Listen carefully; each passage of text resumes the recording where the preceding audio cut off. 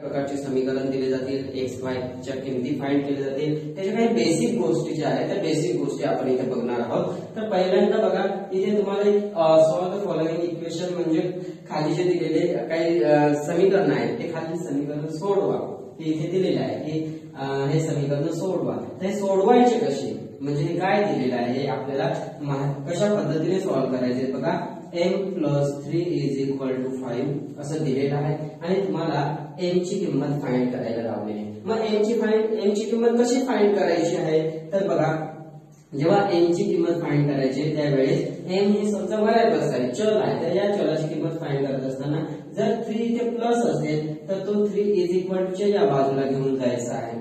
म्हणजे = 5 जर हा इकडे प्लस असेल तर या बाजूला = च्या त्या बाजूला जाताना तो मायनस होणार, किंवा इकडे जर मायनस असेल तर तिकडे जाताना तो